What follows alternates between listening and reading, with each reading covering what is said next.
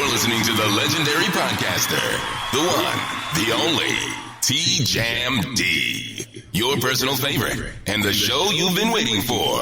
Probably offensive. Welcome to the show. Welcome to Probably Offensive. I am your host, Anthony Scott Dover. Now, usually, I would start the show off by telling you where we are, giving you a COVID-19 update.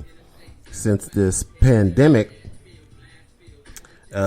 started and has gone on, I have felt the need to let everybody know where we are with the pandemic. But now, we've got a lot more going on. So, I will let you know where we are with the pandemic. As most of you know, the country's economy went in the toilet when we had the outbreak of the coronavirus. And since the government didn't know what to do, and really started late because they was hoping, I don't know what the president was thinking, but he was denying that there was any danger at all. There was 15 cases. He said it would go down to zero, which that was dumb because it's never going to go down to zero. Once you have an illness, the common cold is not down to zero. Once you have a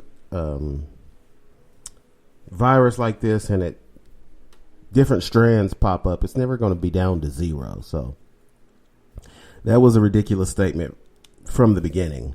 So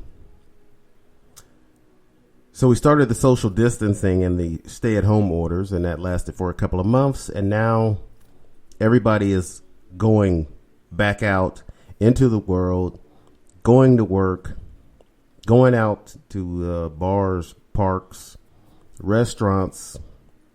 I don't know how many restaurants are open, but I've seen a bar down the street from my house that was closed now is open. And I've seen a lot of people. It wasn't packed, but there was a lot of people in there. We're almost up to 2 million cases that have been recorded of COVID-19. Well over 100,000 deaths from the coronavirus. But most people's minds are no longer on the coronavirus. It's still talked about. They still go over it in the news, but we have now had mass protests. Every day there's protests from George Floyd's murder in Minneapolis by the police officers.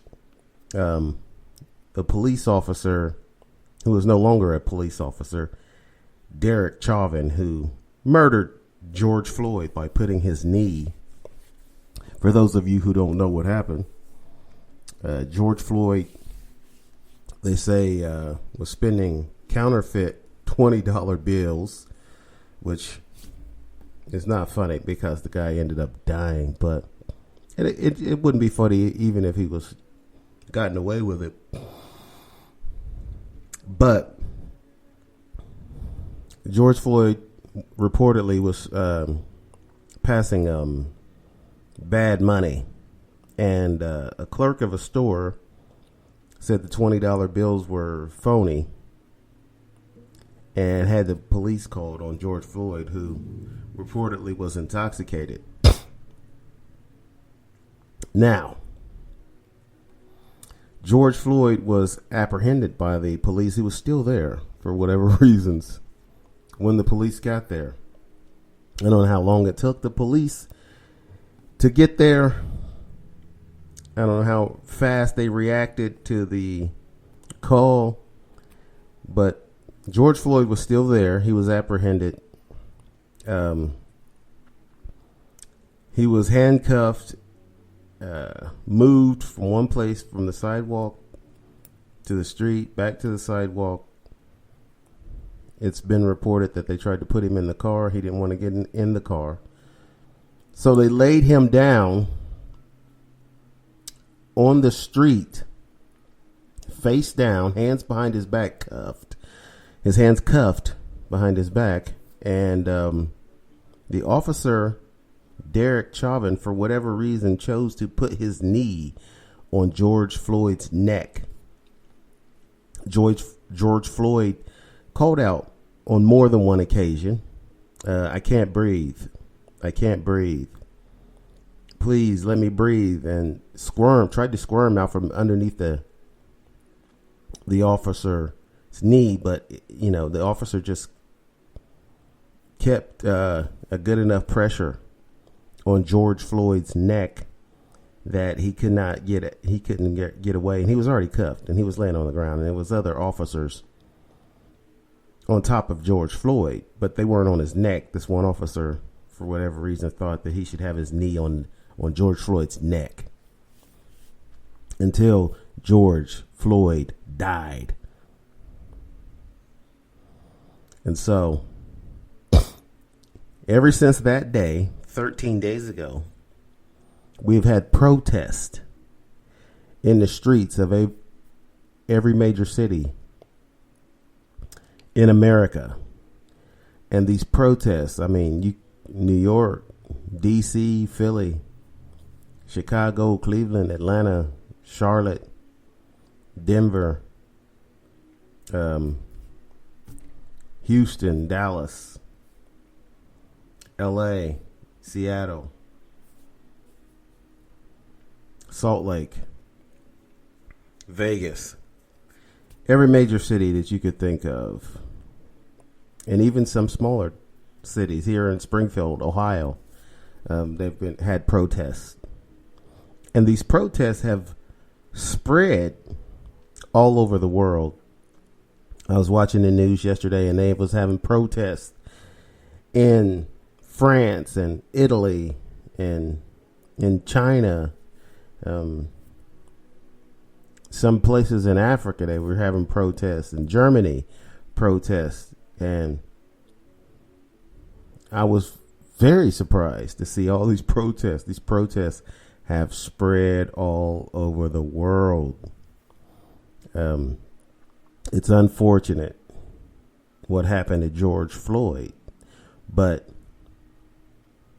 George Floyd's death has sparked a protest, a movement of Black Lives Matter and racial injustice with people, and not just black people, it's mostly white people, especially in these other countries.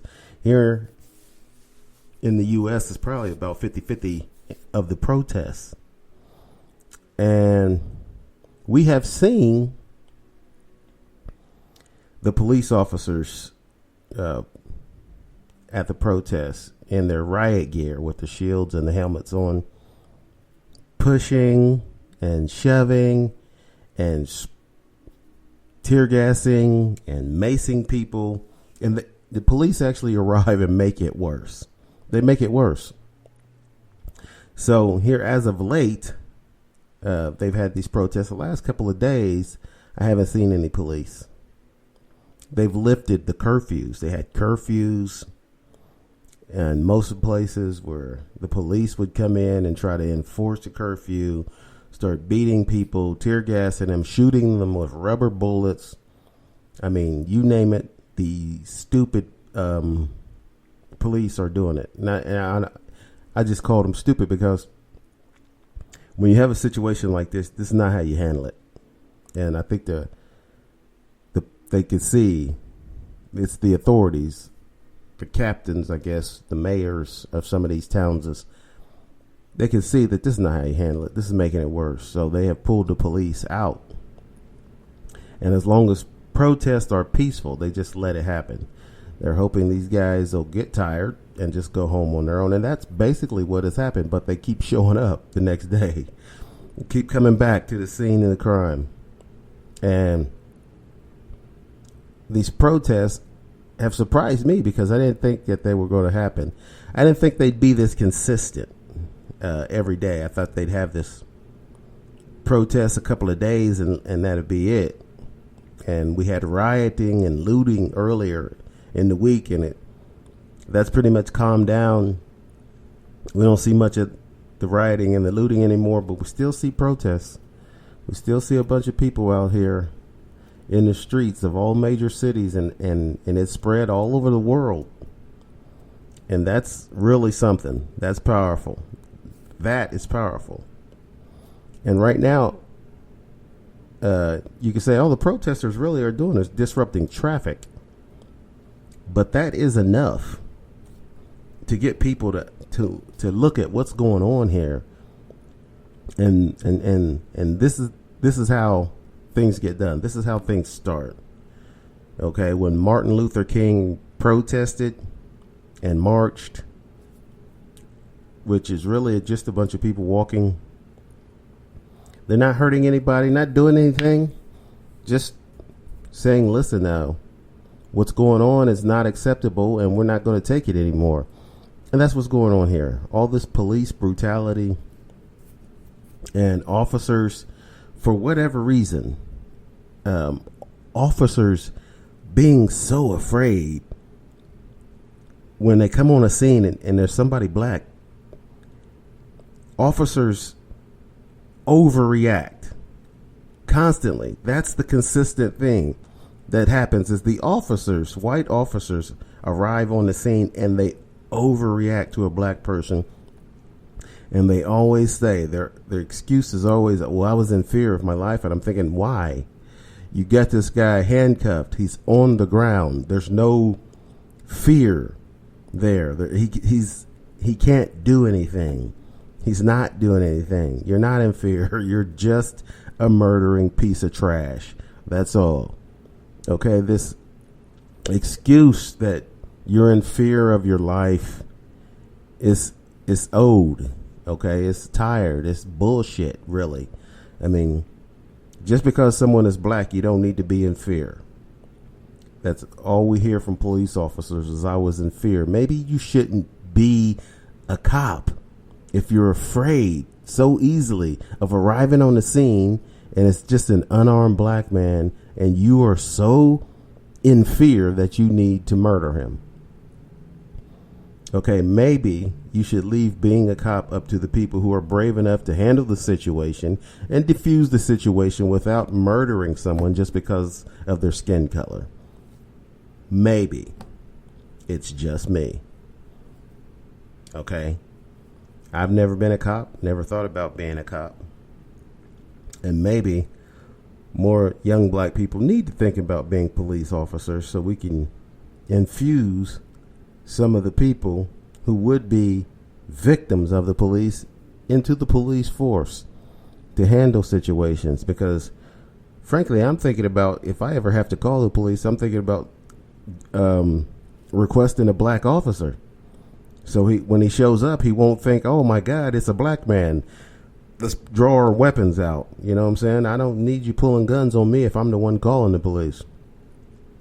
And I've seen another video of teenagers at a pool party. Young black teenagers invited to a pool party by a young black teenager who lived in a mostly white neighborhood. She invites her black friends to a pool party and the police are called. And the cop comes and he starts harassing all the young black people when it was two white adults who started a fight. Two white adults seen these black teenagers at the pool. And, you know, they threw a fit about it. So they pick a fight with these black teenagers. We're talking about kids who are 14 and 15 years old. And then they call the cops and the cop